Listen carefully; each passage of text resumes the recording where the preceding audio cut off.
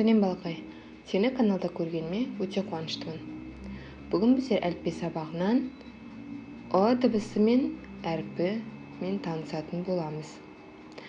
О дыбысына қатысты сөздерді және О дыбысының дауысты немесе дауыс екендігін анықтайтын боламыз.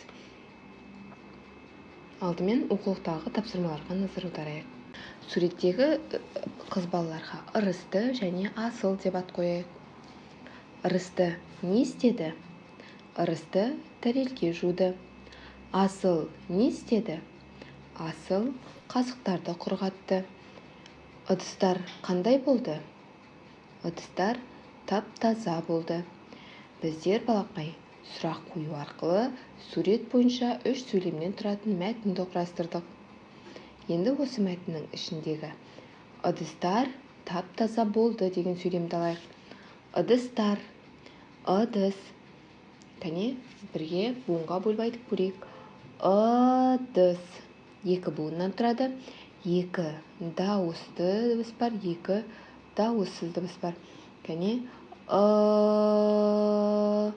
созыла береді, иә? Сол себепті ол дауысты дыбысқа жатады. Келесі оқып жаттауға тапсырма берілген. Кәне бірге оқиық. Ыс, ырыс, асық, қасық, алты, алтын, тары, сары. Келесі ақыл, отын, тасы. Асыл, алты, асық, ал. Келесі сурет бойынша. Ырысты, сурет, сал. Үйден берілген сөздерді, сөйлемдерді оқып жаттық. Келесі тапсырма. Тауық деген сөзден қанша сөз құрастыруға болады?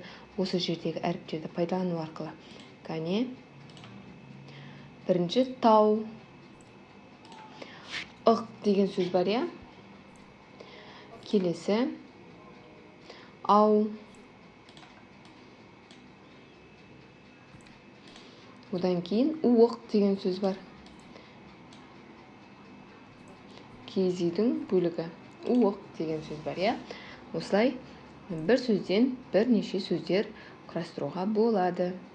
Бүгінгі біздің О дыбысына берілген сабақ аяқталды.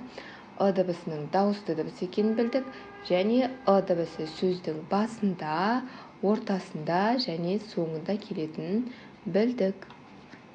О дыбысына қатысты тағы да қандай сөздерге мысал келтіре аласың? Ойланып көр. Келесі сабақта кездескенше.